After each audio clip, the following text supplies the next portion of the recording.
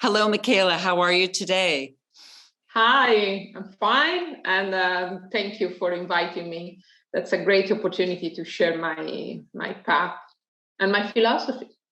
Wonderful. And thank you for tuning in with the time difference. It's late in the evening for you, so I'd certainly appreciate that.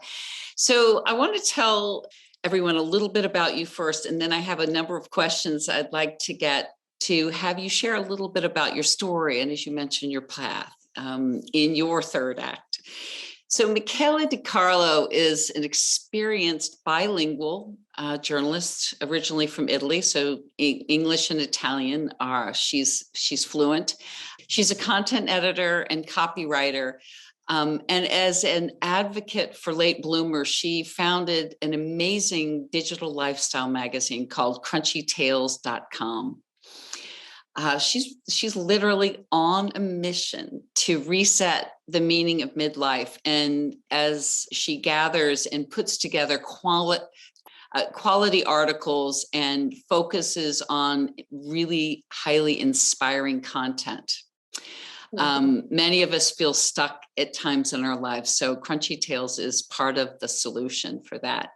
She also has created and is a speaker at a bi-monthly panel discussion called Crunchy Talks. So that regularly runs in the US and in Italy. So I was lucky enough to meet you through a wonderful dear friend, Maria Olson, who was actually a storyteller at our last year's event. So I'm just grateful that we've connected and happy to have you here tonight.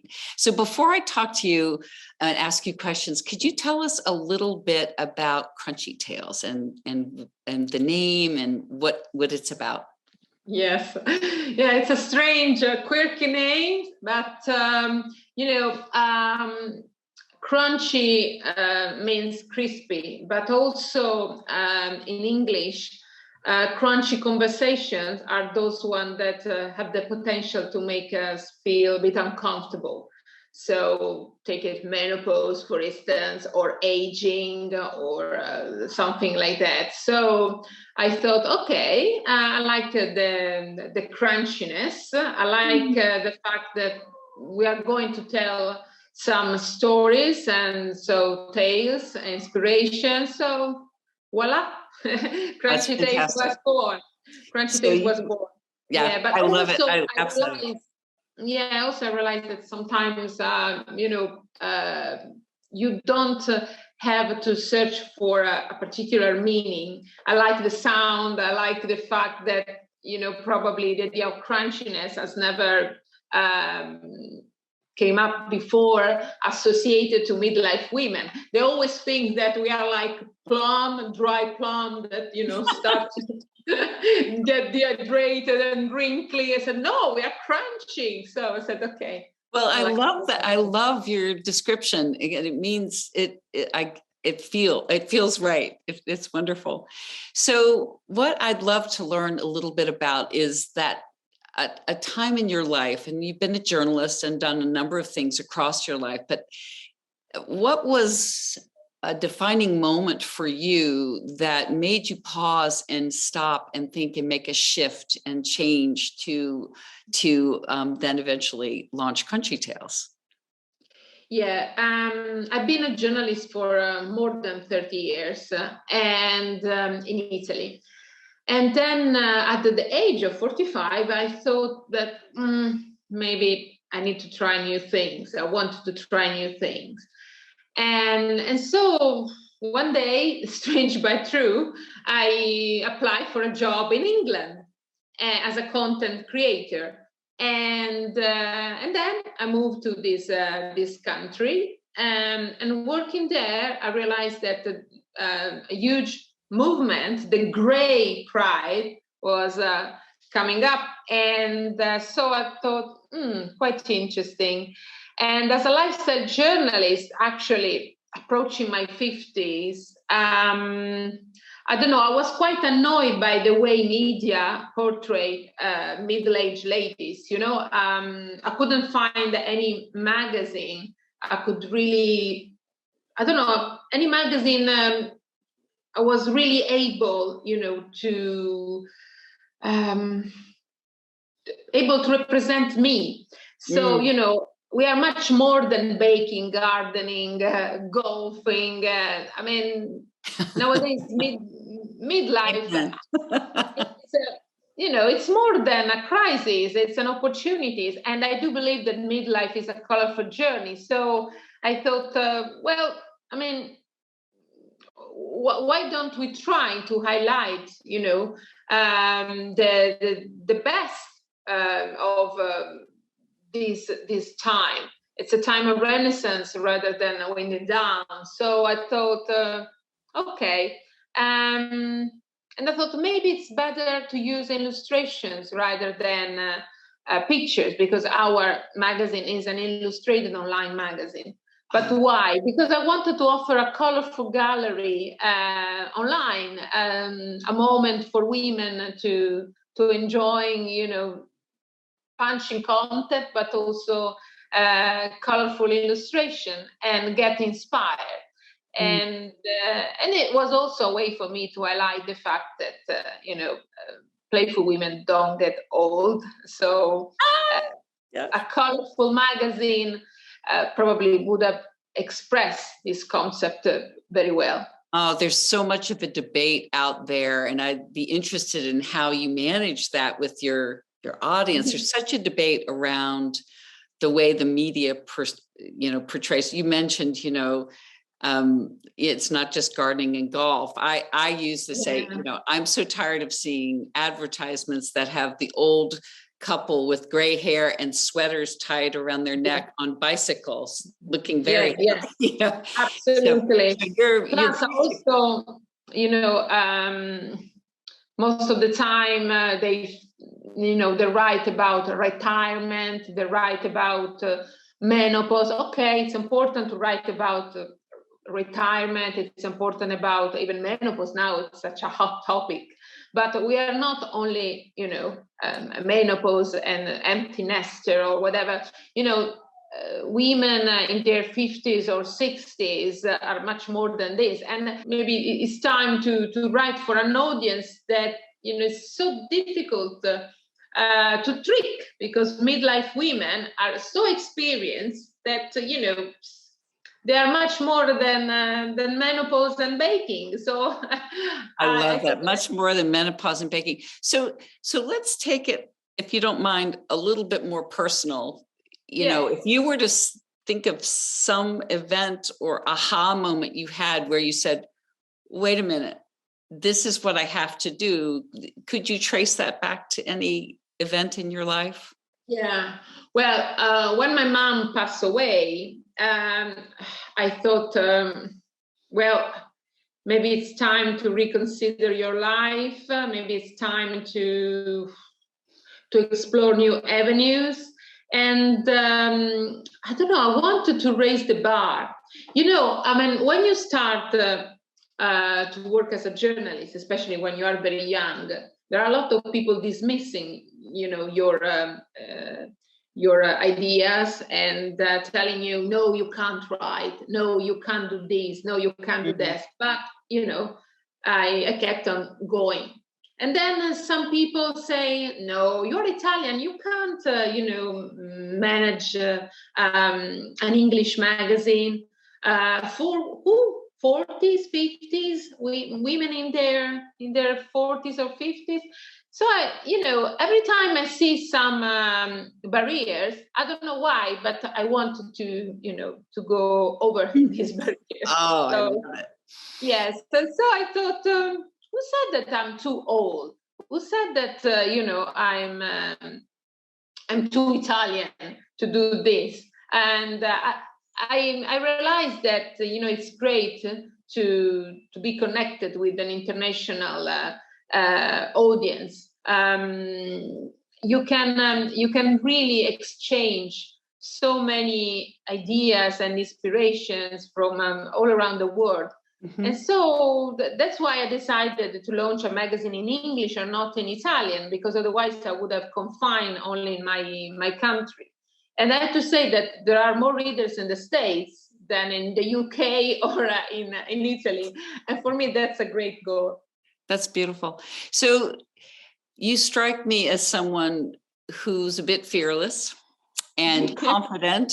And you took a big leap of faith to do this. You, as you say, you like these barriers. Talk about, across your life, obviously at this decision point, but across your life, what's your way of navigating or assessing or planning your life? What do you do? I'm sorry to disappoint you, but probably because I have an Italian background, I haven't followed any particular plan or any particular roadmap. I simply took chances along my way. And of course, sometimes the opportunity arises and, I got it. Sometimes, I don't know, I wasn't ready.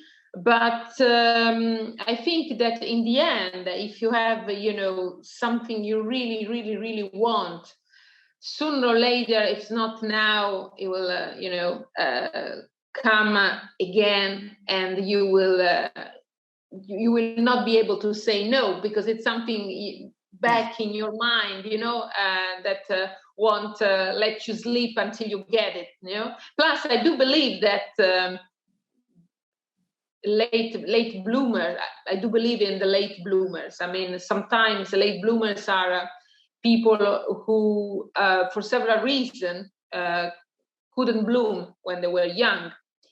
And they approach life like a painter in front of a canvas. So they made some attempts here and there with an idea. I don't know. I'm not a good guide for those women who hope to have a particular career. I simply know what I like, and I simply kept going on. And probably you have to be very convinced about your ideas, and simply I thought maybe it's time now, after 30 years of experience, to launch something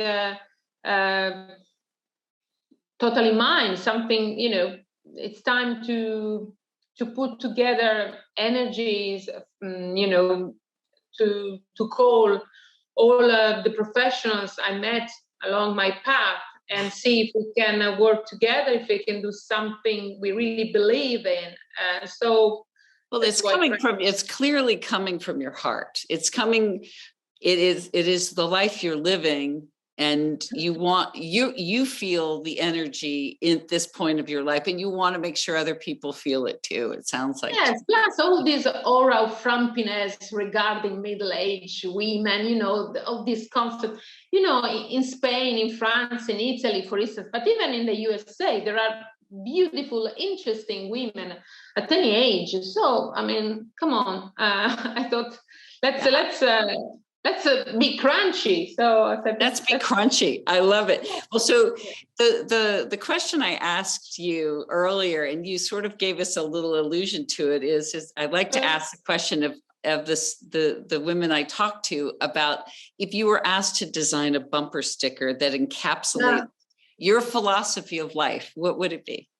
Yes, playful women don't get old. I mean, I really do believe that if we are able to age playfully rather than gracefully or boldly, we can really enjoy life, because it's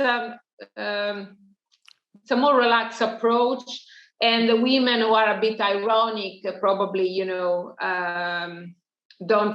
don't live this stage of life in a dramatic way. Yes, you might have some regrets. Sometimes you think, oh, maybe I should have taken that opportunity, I should have done this, I should have done that. But in the end, I think that we should enjoy life. And I have to say that all those women I met who really are probably creating their successful aging path are those women who are quite ironic, very, cheerful, relaxed, and still even sexy. They feel flirtatious. They play with life. Yes. So, I mean, that's the crunchy woman I have in mind. And I have to say that, even, I'm still are a journalist for the press, working for an online magazine, meant to go back to school and start again. And I like new beginnings. I always like new challenges. And I have to say, a playful mentality means also that you are happy to embrace new challenges. Yes. So that's my idea. But, at 20 case, we don't sell any formula for success, any powerful serum, we don't coach people. We just give women some inspirations, and we want them just the way they are. And so, but, the bottom line is that we want to give some information, inspirations. We are very rigorous with our sources, and also the way we write articles. And we also have a great team of experts. And we would like to make the difference. I hope we're doing well. Well, when something comes from your heart and it's something you feel passionately about, and as you say, you just go for it and create it, you can't help but rub off on the people that follow you and read it. So I'm thrilled that you'll be one of the storytellers for our upcoming storytelling event. And I can't wait for you to share your story in a little bit more detail with people. And as you know, in the storytelling events, you'll actually be interacting after your story is shared. You'll be interacting with people live, so people can ask you their own questions. So Thank you again for your time today, and we'll see you soon. My pleasure. Bye-bye. Thank you so much. Thank you, Michela. So I'm going to record you just for your own sake too, if you want to remember what you say. So go ahead. Sorry. So actually, there are two things I recall regarding, the launch of Crunchy Taste. I came up with this idea, and I remember exactly, I was the 1st of January of about 3 years ago. I was having lunch in a very posh restaurant in Rome, near Fontana di Trevi Fountain. And I was totally fascinated by a woman in her 40s in a white t-shirt and jeans, eating alone oysters and prosecco. Oof. And that, for me, was such a powerful imagine that, I kept in my heart for the next few days. A woman in her 40s, and the contrast, a t-shirt and a jeans, and with her eating oyster the first day of the year, and drinking champagne or prosecco on her own. And for me, it was such a powerful image. And plus, I remember those days, the film, the biopic of Freddie Mercury. To say Freddie Mercury? Oh, yes, Freddie Mercury. And, Bohemian Rhapsody. And for me, it was a very inspiring film. And because if you think Freddie Mercury, had a lot of problems in her life to succeed. It was gay. He was Farsi, and he was living during the 70s in England, where there weren't all these policies about diversity and inclusion. Mm-hmm. And it didn't come from a very wealthy background, but he was so confident in his skills and gifts that I never gave up. And so I don't know, it's strange, but these two inspiration, Freddie Mercury from a side and this woman in Rome, I said, okay, I don't know. And then boom, Crunchy Taste was born. That's fantastic. So, but at the same time, Crunchy Tales is your evolution of your life. You Yes. know, it's like you probably loved your life as a journalist and all the other things that Yes. you've done, but this is you. This is Yes. your creation. So, Absolutely. Yes. oh, that is, see, okay, so that is a beautiful way to do your story. I love it. Yes. I love it. Okay. So, yeah, but believe me, I mean, it was a very powerful image. I mean, this woman, you know, and in fact, I think one of the first article I wrote for Crunchy Tales was about, you know, table for one, the race of table for one. You know, women starting to, you know, to be brave and go out on their own, treat themselves on a, you know, fine dining and enjoying life. So, yeah. And how old were you, do you think, when you saw that? Was that when you were in your beginning in the 30s, or was that when you were in your 40s as well? Sorry. How old were you at the time? Were you also in your 40s? Yeah, absolutely. Yeah. I mean, So she was showing you what you wanted to feel comfortable sharing, or feel comfortable about, but also to share with others, right? Yeah, absolutely. Yeah. So yeah, I was in my 40s, and I thought that's the crunchy woman, a woman who dares, a woman in her 40s or 50s who is not scared, is not afraid of going out on her own and treat herself, having a wonderful meal, and you know, but that's the crunchy woman, and I don't know who she was, but anyway. Thank you, stranger. But sometimes, you know, that's why it's important that we pay attention on every single moment of our life, even the you know, the simplest one.